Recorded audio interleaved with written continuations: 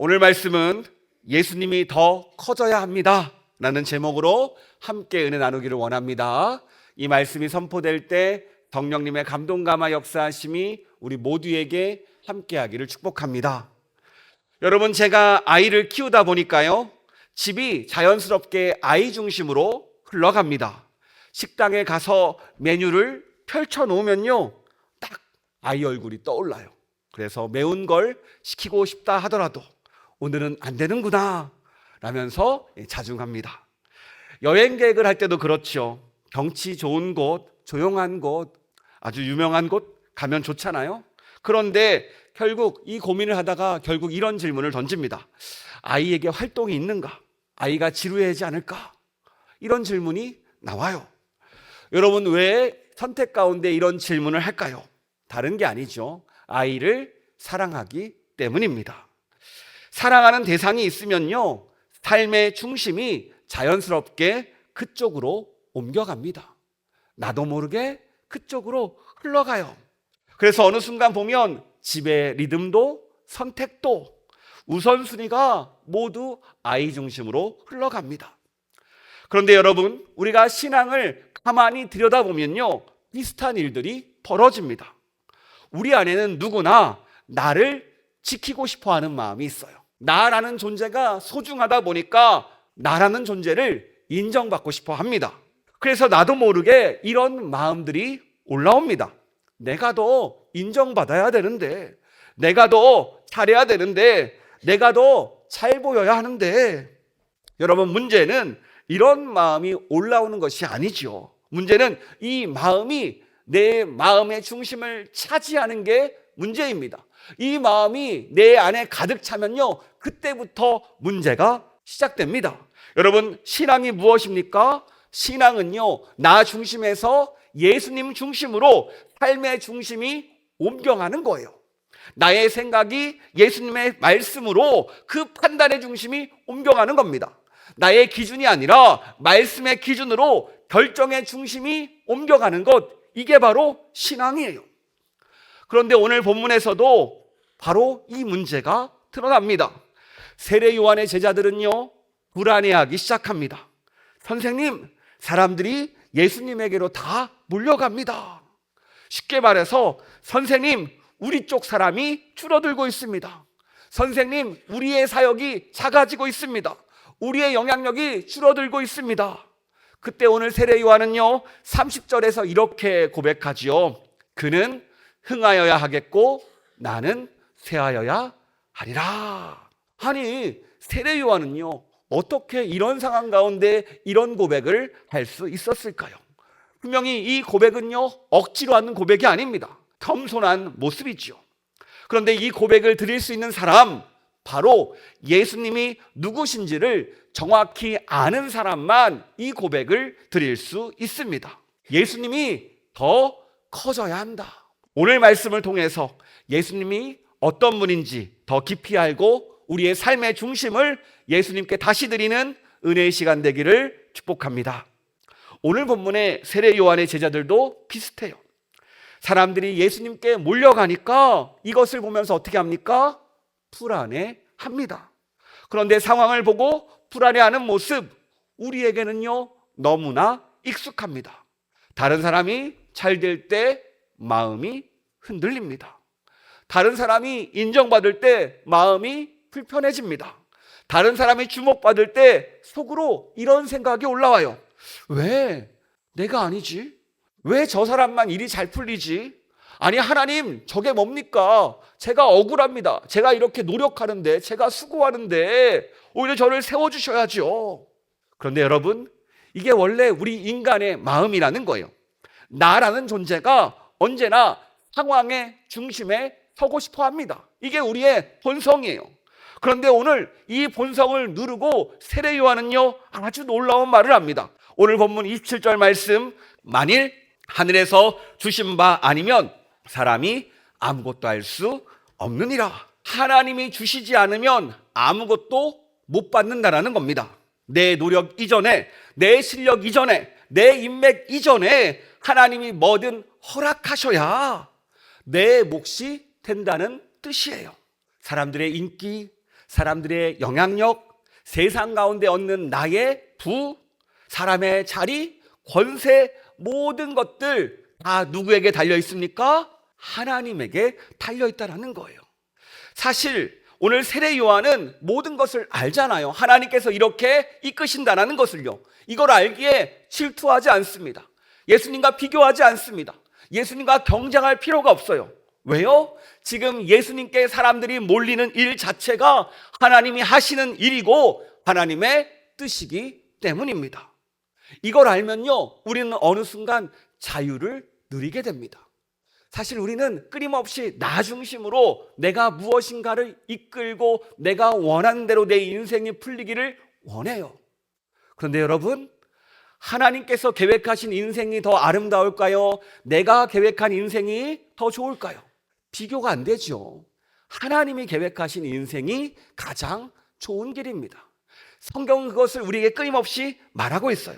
마찬가지예요. 오늘 세례 요한은 자신의 역할을 알았습니다. 그래서 28절에서 이렇게 고백합니다. 내가 말한 바 나는 그리스도가 아니요 그의 앞에 보내심을 받은 자라고 한 것을 증언할 자니 너희니라. 세례 요한은요, 자신의 정체성을 분명히 알고 있었습니다.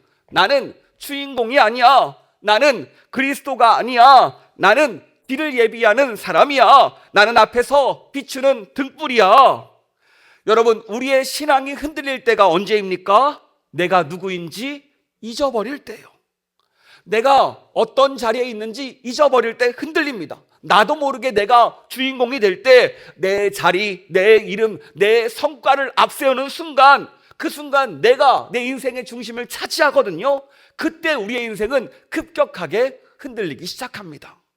그런데 오늘 세례 요한은요, 비록 지금 환경이 다르게 흘러가요. 자신의 인기가 떨어집니다. 그럼에도 불구하고 세례 요한은 흔들리지 않아요. 왜요? 알았기 때문에. 그래, 하나님의 뜻, 하나님의 사역의 중심은 예수님이다. 지금 이 순간 이곳에서 드러나야 되는 것은 내가 아니라 예수님이다. 이걸 알았기 때문에 오늘 세례 요한은 조용히 자신의 모든 영향력을 넘겨드립니다. 그러면서 이렇게 고백하죠. 나보다 예수님이 더 커져야 합니다. 그러므로 여러분, 신앙이 무엇입니까? 내가 커지는 것이 아니라 예수님이 커지는 겁니다. 이게 다른 말로 내 뜻보다 예수님의 뜻이 맞습니다. 내 방법보다 예수님의 방법을 신뢰합니다. 이 고백을 진심으로 드리는 거예요.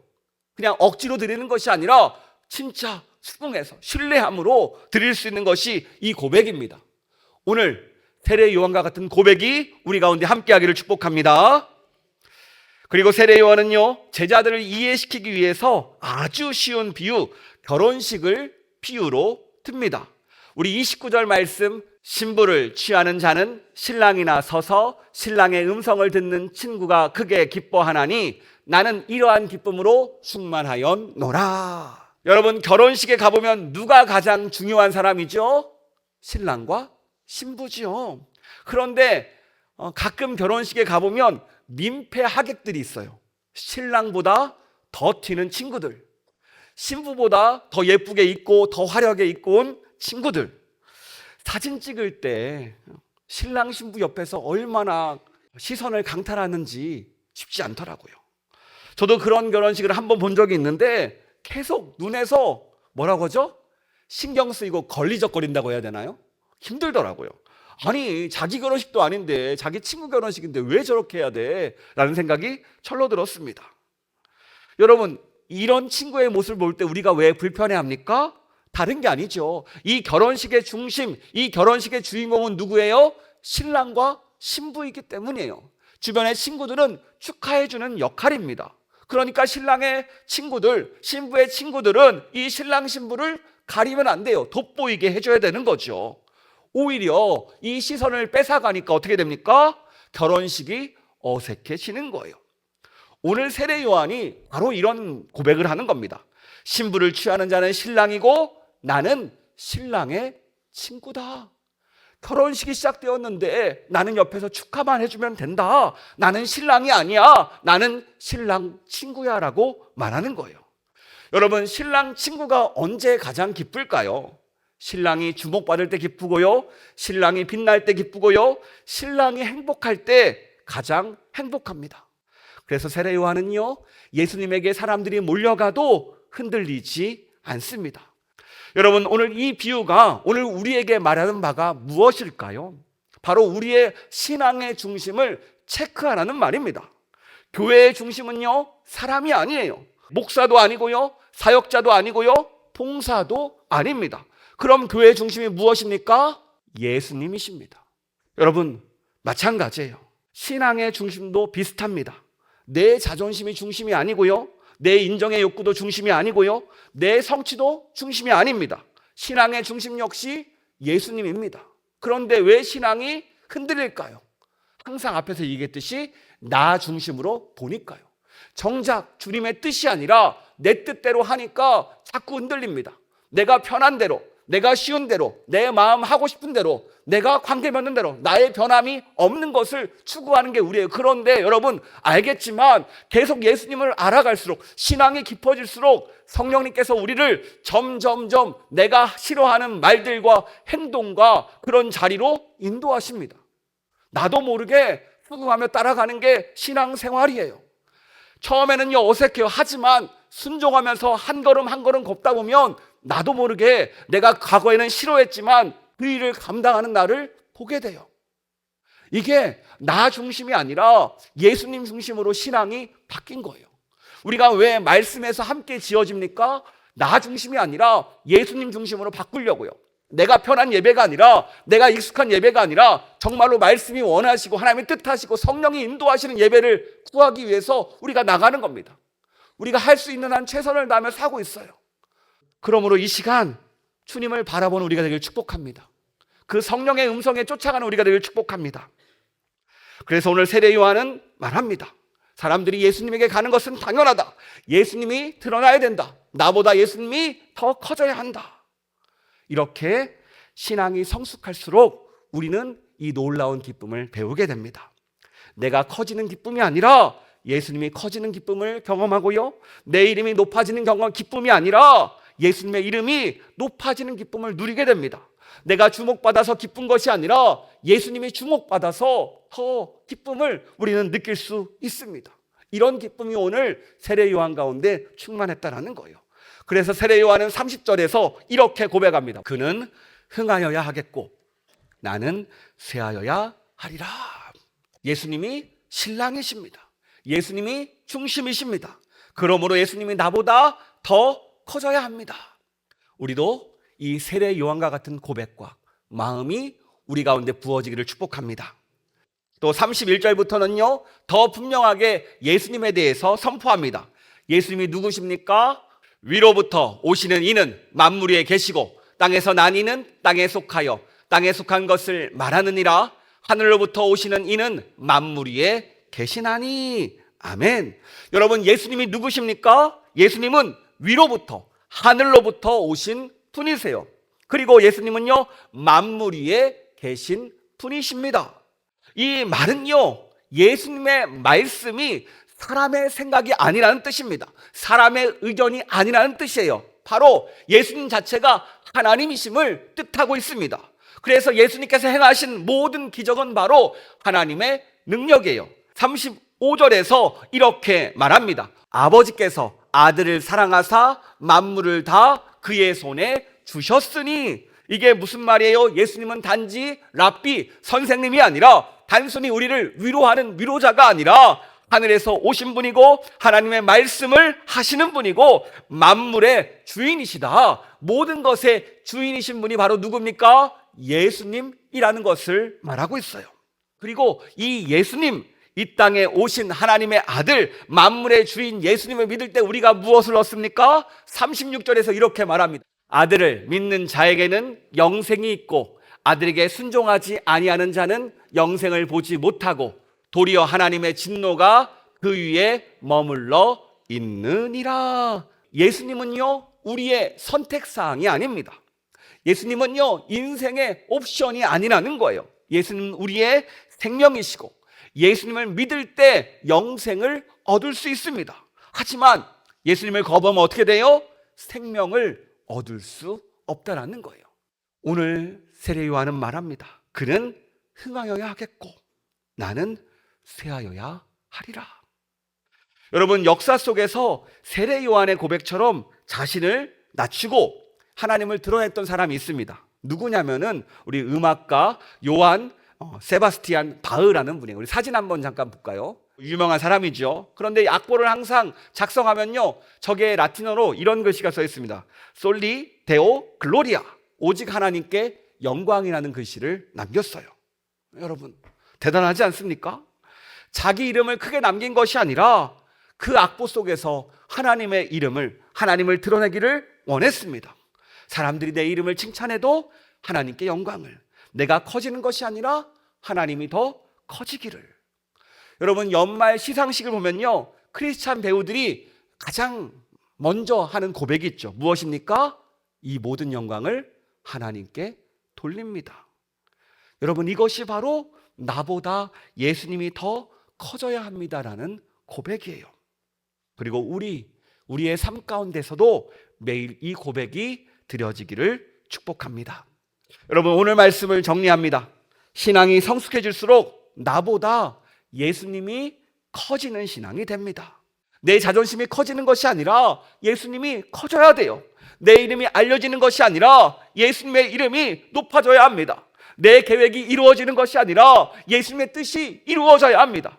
여러분, 그래서 신앙은요, 내 인생을 크게 만드는 것이 아니라 예수님을 더 크게 만드는 거예요. 이게 우리의 신앙 생활입니다. 우리의 신앙 생활의 방향이에요. 우리는 이 방향을 놓칠 때가 많습니다. 그런데 여러분, 신앙생활 잘하면 예수님만 커질까요? 아니죠. 우리 삶 가운데 예수님이 커질수록 우리의 인생이 작아지는 것이 아니라 우리의 인생도 더 풍성해집니다. 왜냐하면 예수님이 인생의 중심의 자리를 잡는 순간 모든 것이 제자리를 찾기 때문이에요. 삶의 부족도, 우리의 갈증도, 우리의 연약함도, 우리의 부족함도, 우리의 아픔도, 슬픔도, 상처도, 그 모든 것들이 회복되니까 주님 안에서 내가 풍성함을 누리며 그 안에서 주님이 주시는 기쁨과 행복을 누리게 되는 겁니다. 그럴 때 우리의 삶의 모든 것들이 회복될 줄 믿습니다. 여러분, 예수님은 어떤 분이십니까? 신랑이시지요. 예수님이 우리의 주인공이시며 중심이십니다. 그리고 하늘에서 오신 분이고 만물 위에 계신 분, 만물을 다스리는 분이십니다. 하나님의 말씀을 하시는 분이며 이 땅에 오신 하나님의 아들이시며 우리에게 생명을 주시는 분이 바로 예수님입니다. 오늘 어떤 말씀을 붙잡습니까? 30절 말씀, 그는 흥하여야 하겠고 나는 쇠하여야 하리라. 나의 중심이 내가 아니라 예수님이 되기를 원합니다. 내가 앞서는 것이 아니라 하나님께 맡겨드리고, 특별히 모든 것이 하나님께 손길에 달려있는데 하나님께서 인도하시는 대로, 하나님께서 허락하시는 대로 오늘의 일도 내일의 일도 모든 것을 인도함 받기를 원한다고 결단하며 도움을 구하는 시간 되기를 원하고요, 함께 실천했으면 좋겠습니다. 인정받고 싶을 때나 비교할 때, 또 마음이 불안할 때 마음속에서 이렇게 고백했으면 좋겠어요. 예수님이 더 커져야 합니다. 예수님이 더 커져야 됩니다.